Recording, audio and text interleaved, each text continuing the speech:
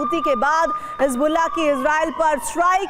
खबर ये कि उत्तरी इजराइल पर हिजबुल्लाह का रॉकेट अटैक हुआ है।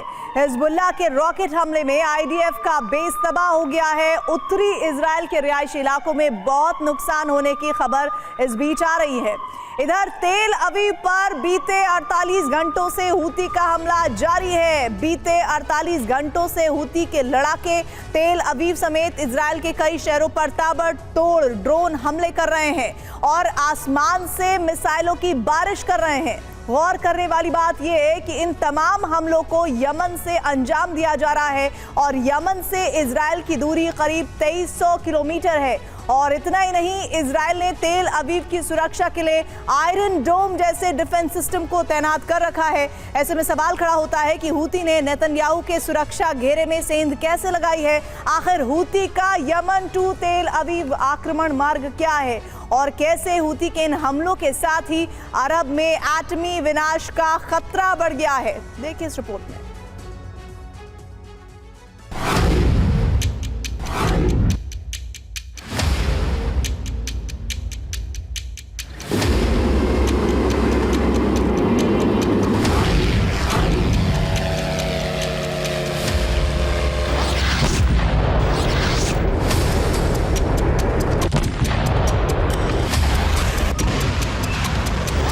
48 घंटे पहले हूती के कामिकाज़े ड्रोन ने इजराइल की धरती पर मिनी 9/11 को अंजाम दिया।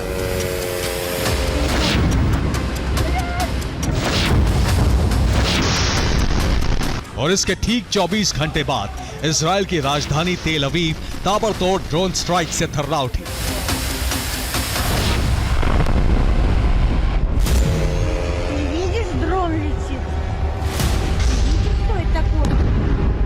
तेल अवीव का कोना कोना विस्फोटक ड्रोन्स के प्रहार से दहल उठा।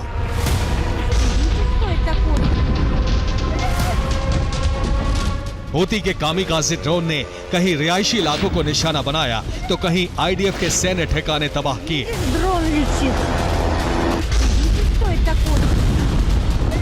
बीती रात तेल अवीव पर इतना भीषण हमला हुआ जिसे देख नेतन्याहू के भी होश फाख्ता हो गए।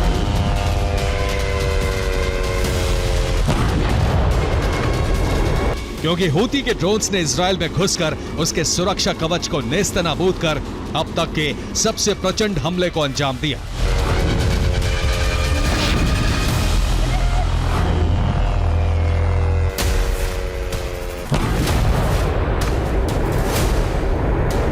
दावा किया जा रहा है कि बीती रात इजराइल पर 200 से ज्यादा ड्रोन स्ट्राइक हुई।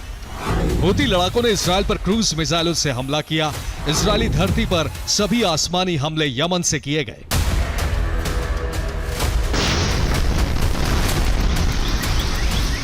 बीती रात इजराइल की राजधानी तेल अवीव में फिर से विध्वंसक ड्रोन स्ट्राइक का होना बेहद ही हैरान करने वाला है।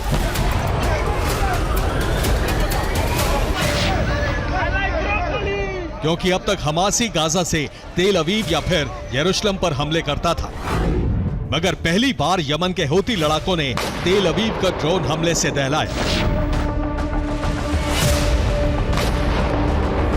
पहली बार भूमध्य सागर के रास्ते तेल अवीव पर ड्रोन और मिसाइलें दागी।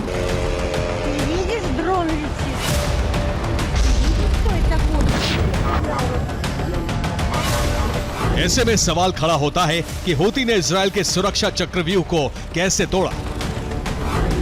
इजराइल का अर्ली वार्निंग सिस्टम कैसे फेल हुआ। आयरन डोम हवाई हमले को इंटरसेप्ट करने में नाकाम कैसे हुआ।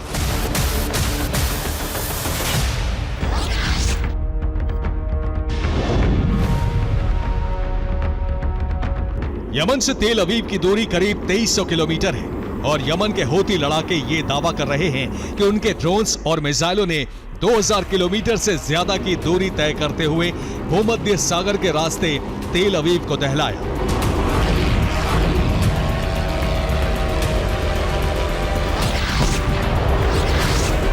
वो भी तब जब इजराइल ने वही आयरन डोम डिफेंस सिस्टम तैनात कर रखा है जो किसी भी हवाई हमले को पलक झपकते ही तहस नहस कर देता है।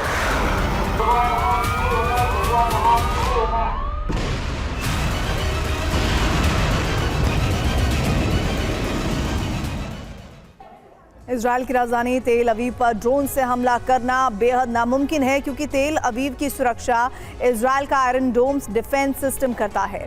दरअसल भूमध्य सागर के पूर्वी तट पर बसे तेल अवीव में इजराइल ने एक आयरन डोम डिफेंस सिस्टम को तैनात कर रखा है।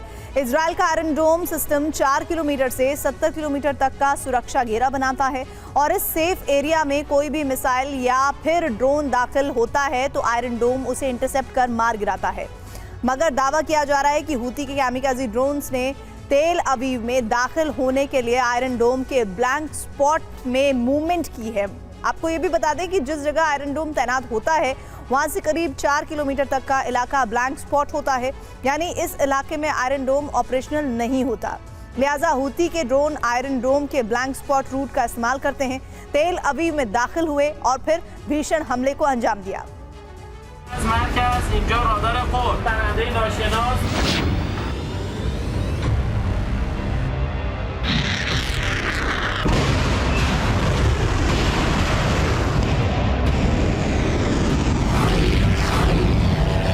यानी आयरन डोम जैसे डिफेंस सिस्टम का ब्लैक स्पॉट ही हूती के लिए कारगर साबित हुआ, क्योंकि दावा यह किया जा रहा है कि इजराइल पर हमले के लिए हूती ने पुख्ता प्लानिंग करते हुए न सिर्फ ब्लैक स्पॉट की पड़ताल की बल्कि खास तौर के ड्रोन्स का भी इस्तेमाल किया।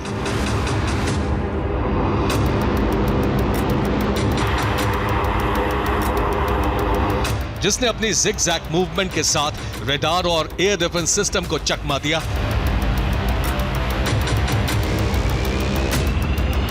कम ऊंचाई पर उड़ते हुए टारगेट पर पिन पॉइंट अटैक किया।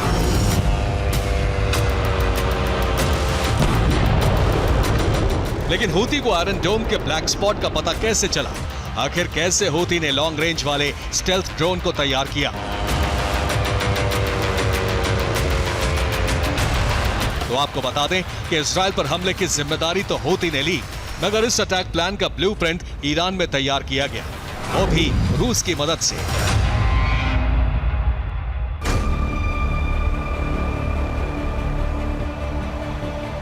दरअसल कुछ रिपोर्ट्स में यह दावा किया जा रहा है कि रूस ने आयरन डोम के ब्लैक स्पॉट की जानकारी हूती को दी। सैटेलाइट की मदद से ब्लैक स्पॉट से जुड़ा इनपुट जुटाया गया। वहीं ईरानी सेना ने हूती लड़ाकों को स्टेल्थ ड्रोन की सप्लाई की। याफा ड्रोन की मदद से हूती ने तेल अवीव पर भीषण हमले किए।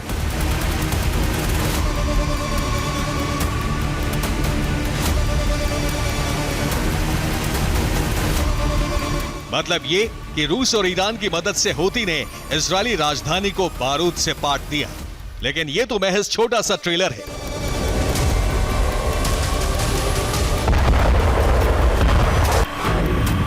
जिस तरह आईडीएफ गाजा में पर्चे गिराकर फिलिस्तीनी नागरिकों को गाजा खाली करने का फरमान सुनाती थी, ठीक उसी तरह अब हूती ने भी जाफा यानी तेल अवीव को खाली करने के लिए पर्चे जारी किए।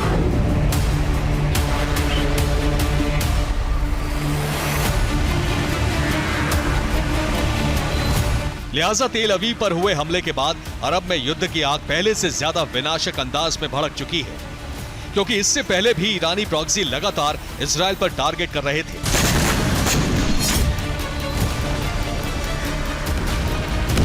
मगर जिस तरह अरब की जंग में रूस की एंट्री हुई है, इसे देख इजराइल भी सन्न है।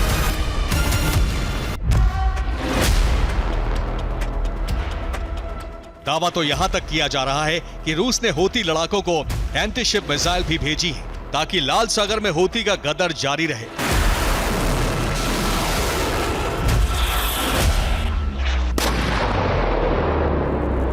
ऐसे में माना जा रहा है कि बेंजामिन जल्दी अमेरिकी दौरे पर जाएंगे, जहां वो यूएस प्रेसिडेंट से मिलेंगे। ऐसे में अगर रूस की एंट्री के बाद अमेरिका भी इजराइल के साथ जंग में उतरा, तो फिर अरब में महासंग्राम होना तय है।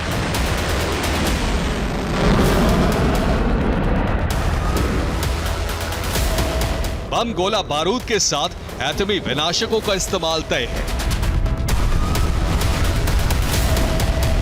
Bureau report, TV9, Bharatvarsh.